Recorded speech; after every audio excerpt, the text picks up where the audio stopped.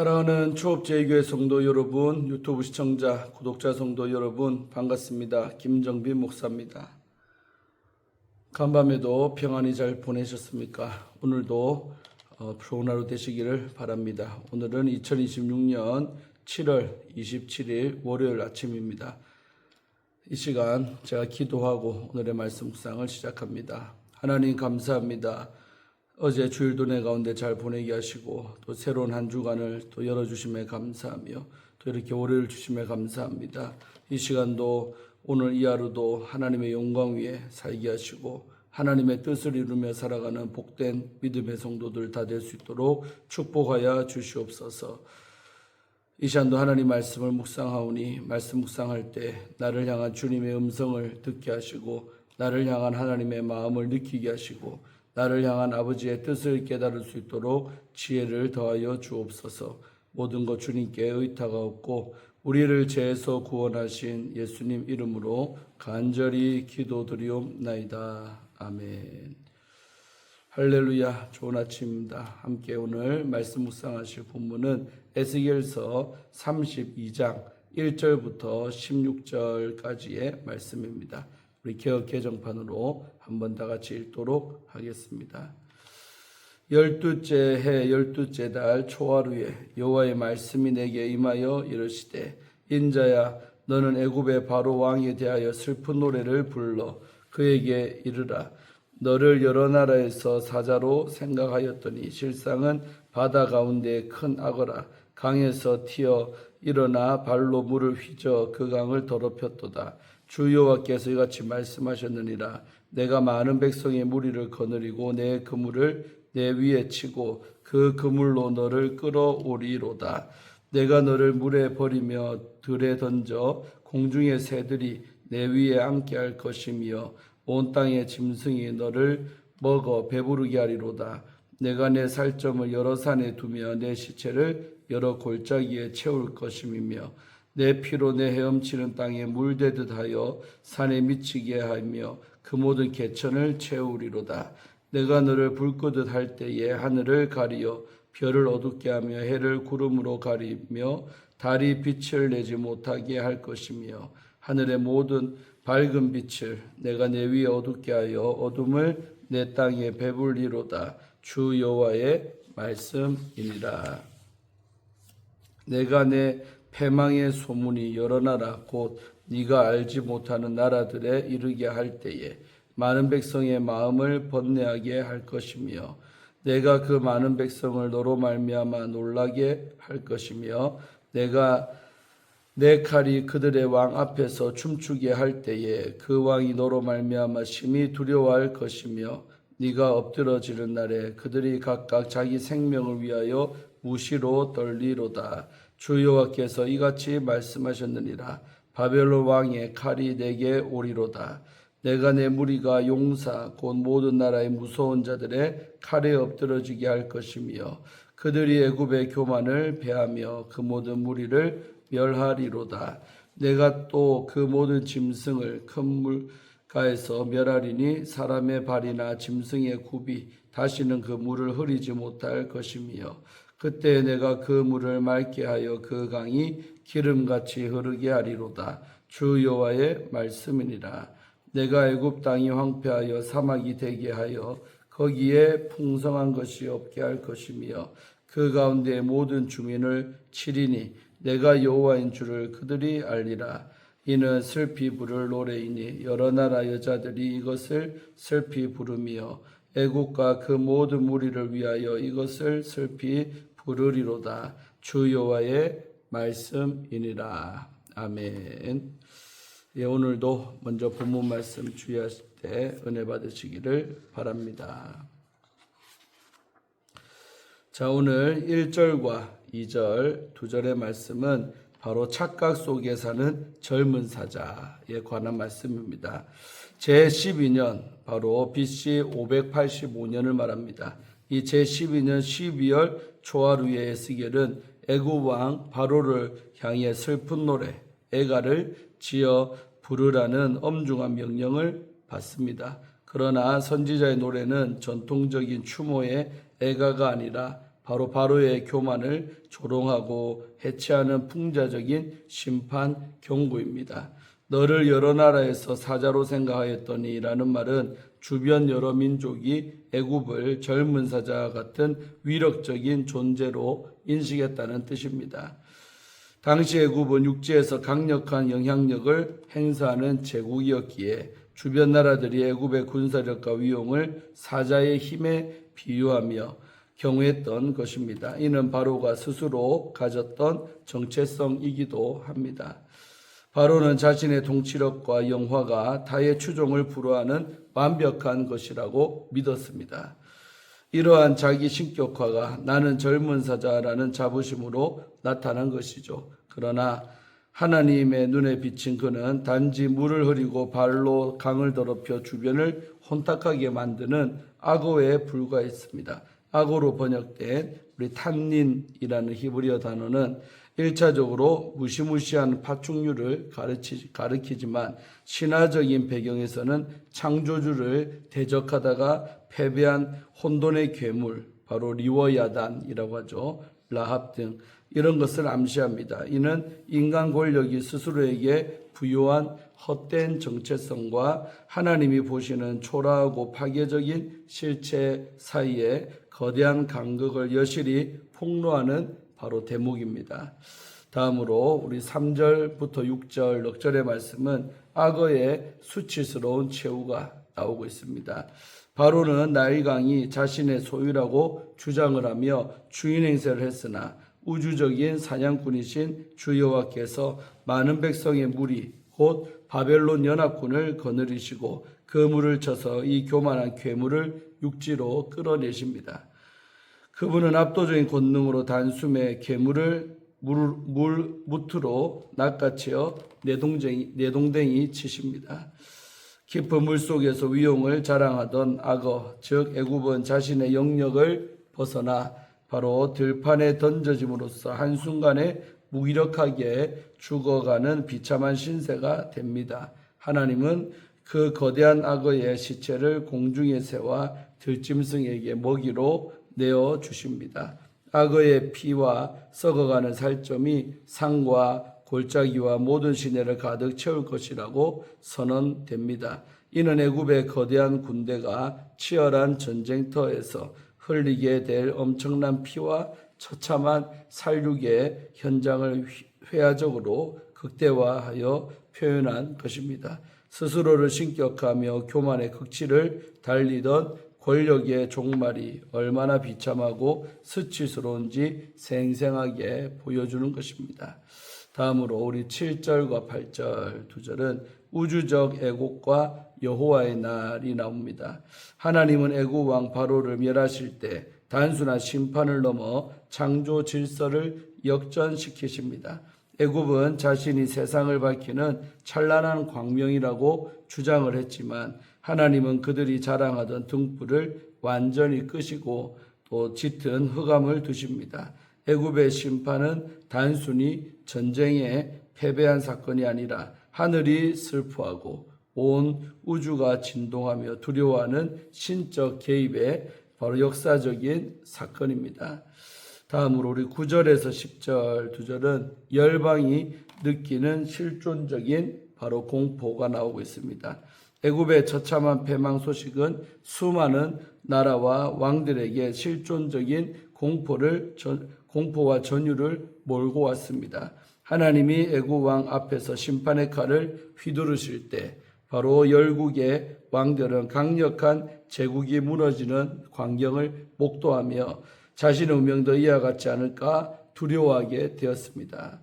자신의 애굽의 몰락은 막강한 군사력과 또 경제력에 의존하던 모든 권력자들에게는 큰 충격이 되는 사건이었습니다. 그들은 자신이 굳게 의지하던 국가 안보와 권력의 토대가 바로 하나님의 심판 앞에 얼마나 취약하고 또 허무한지를 뼈저리게 깨닫고 두려움에 사로잡힙니다. 다음으로 11절, 12절 두 절은 바로 역사의 도구인 바벨론의 칼이 나오고 있습니다. 이제 묵시적이고 신화적인 이 비유에서 냉혹한 역사적인 현실로 돌아옵니다. 여호와께서 던지신 그물과 휘두르신 칼은 현실에서 바로 바벨론 왕의 칼로 구체화가 됩니다. 하나님은 교만한 애굽을 징벌하시는 도구로 바로 바벨론의 느부갓네살 왕을 지정하셨습니다. 모든 나라의 무서운 자로 알려진 바벨론 군대는 바로 애굽의 강력한 무리를 무참히 도륙할 것입니다. 애굽이 자랑하던 군사력과 즉 애굽의 교만은 바벨론의 무자비한 칼날 앞에 한순간에 멸망하고 맙니다. 3절에서 15절 석절은 바로 황폐해진 나일강과 죽음의 정적이 나오고 있습니다. 애굽의 생명줄이자 번영의 근원이었던 이 나일강 유역이 철저하게 황폐해질 것입니다. 강가에서 풀을 뜯던 수많은 짐승이 진멸될 것입니다.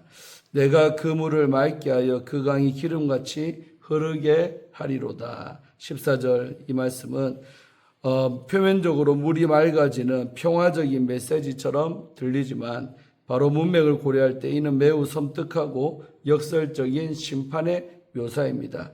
이전에 악어, 바로 바로 왕이죠. 악어가 물을 거칠게 휘저 흙탕물로 만들었던 나일강이 이제는 사람이나 짐승이 전혀 닿지 않게 된다는 의미입니다.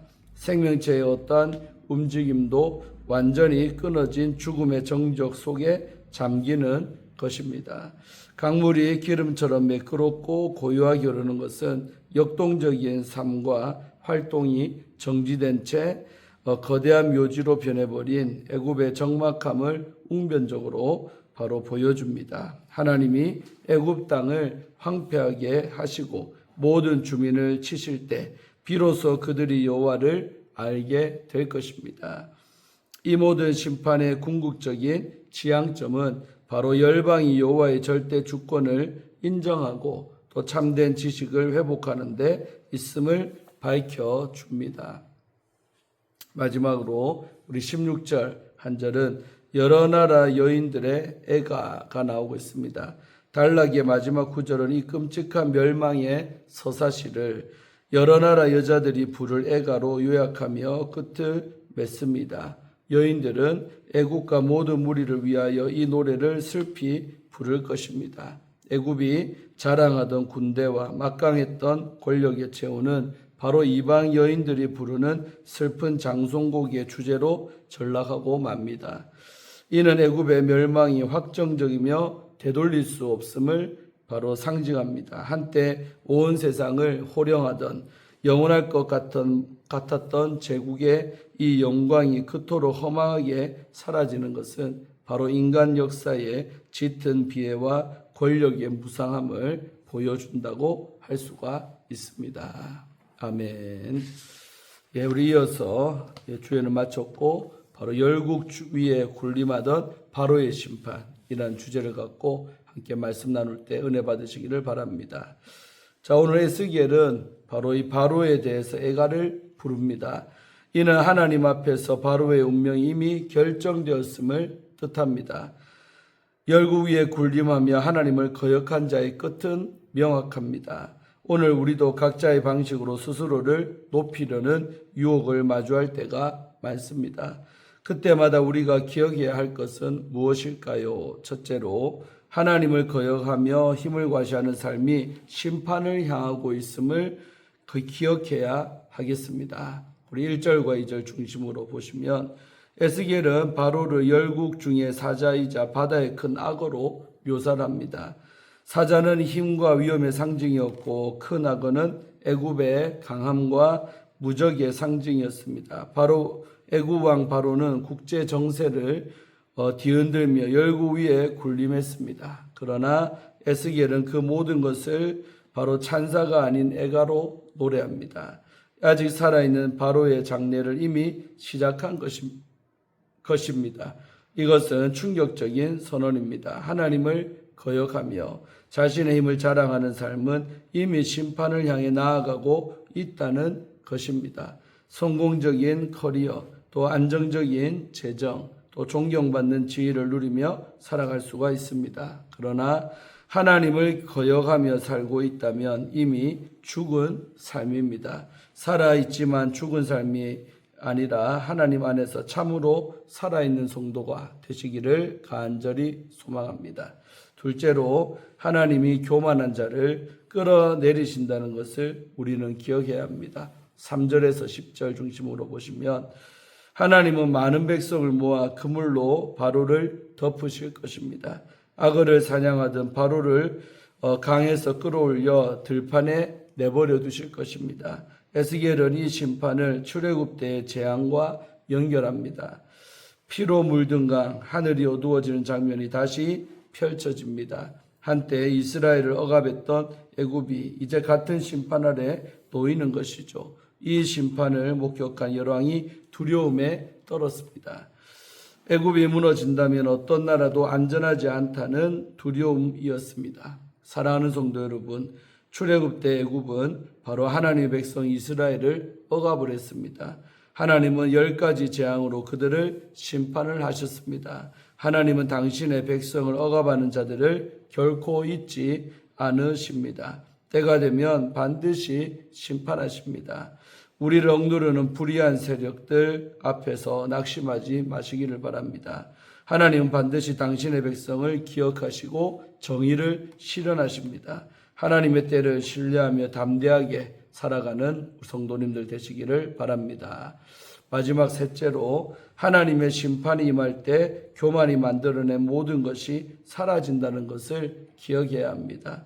우리 11절부터 16절 중심으로 보시면 에스겔은 바벨론의 칼이 애굽에 임하는 장면을 묘사합니다. 바로의 군대가 무너지고 애굽의 무리가 쓰러지며 나일강의 소와 짐승들이 사라집니다. 한때 사람들의 발과 짐승들의 발굽으로 늘 흐리던 강물이 이제는 맑아집니다.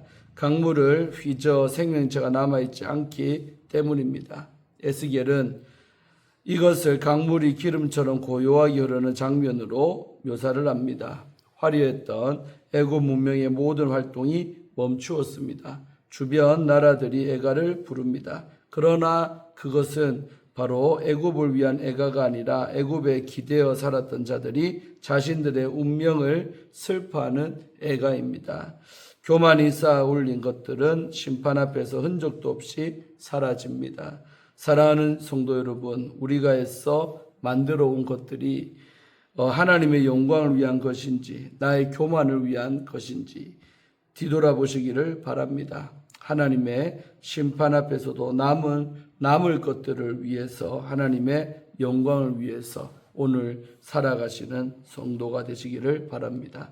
사랑하는 우리 조업제교회 성도 여러분, 유튜브 시청자 성도 여러분, 하나님을 거역하며 자신의 힘을 자랑하는 삶은 겉으로 볼 때 화려해 보여도 결국 심판을 향해서 나아갑니다. 교만이 쌓아올린 모든 것은 흔적도 없이 사라집니다. 우리가 애써 쌓은 것들이 궁극적으로 무엇을 위한 것인지를 돌아보아야 합니다. 하나님의 영광을 위해 오늘을 살아가시기를 주의 이름으로 축원드립니다. 아멘. 마지막으로 우리 신호섭 목사님이 쓰신 인간의 난제와 하나님의 구원이라는 책의 일부 내용을 읽어드리고 마치려고 합니다. 1912년 4월 10일 영국 화이트 스타라인이 운영하던 북대서양 횡단 여객선 타이타닉호가 영국 사우스햄턴을 출발해서 미국 뉴욕을 향해 항해를 시작했습니다. 타이타닉호는 당시 가장 크고 호화로운 배였으며 방수 격벽이 16개의 구역으로 나뉘어 있어 두세 구역이 침수되어도 결코 가라앉지 않는다고 여겼습니다. 최고의 기술력으로 만들어진 배였기에 사람들이 이 배를 결코 침몰하지 않는 배라고 불렀습니다. 당시 이 배에는 2224명의 승객이 타고 있었습니다. 그러나 항해를 시작한 지 불과 나흘 만인 4월 15일 밤 11시 40분 타이타닉호는 빙산과 충돌을 했고 충돌 후 2시간 40분 만에 완전히 침수되어 침몰하고 말았습니다. 이 사고로 1514명이 목숨을 잃었고 710명만이 구조되었습니다. 영화 타이타닉에서 레오나르도 디카프리오가 케이트 윈슬렛의 초상화를 그려주는 장면에 등장하는 스케치에는 바로 에이프릴 14, 1912 이렇게라는 날짜가 적혀 있습니다. 이날이 그림이 완성된 평화로운 오후인 동시에 밤이 되어 타이타닉호가 빙산과 충돌한 운명의 날이기도 했습니다. 인간은 침몰하지 않는 배를 만들렸지만 인간의 손으로 만든 배는 침몰합니다. 인간은 완전하지 않으며 인간이 오랜 세월 쌓아온 지혜도 완벽하지 않습니다. 우리는 타이타닉호처럼 인생에 불어닥치는 폭풍과 파도 그리고 빙산 앞에서 속수무책인 존재입니다. 아멘. 예, 마지막 우리 글도 아주 은혜가 되지요. 타이타닉호 사건 아시지 않습니까? 네, 오늘 이렇게 큐티를 마치겠습니다. 오늘도 애굽 바로가 심판받는 내용이죠. 그래서 우리가 오늘 큐티 역시 교만을 경계하고 도래 겸손해야겠다는 말씀을 또 우리가 깨달았습니다. 또 각자가 깨달은 대로 기도하면서 승리하시기를 바랍니다. 제가 기도하고 오늘의 큐티를 마칩니다. 하나님 감사합니다. 오늘도 이 아침에 에스겔서 말씀을 통해 은혜 받게 하시고 또 우리가 경계를 삼으며 교훈 받게 하시고 또 우리 자신도 되돌아보게 하심에 감사합니다.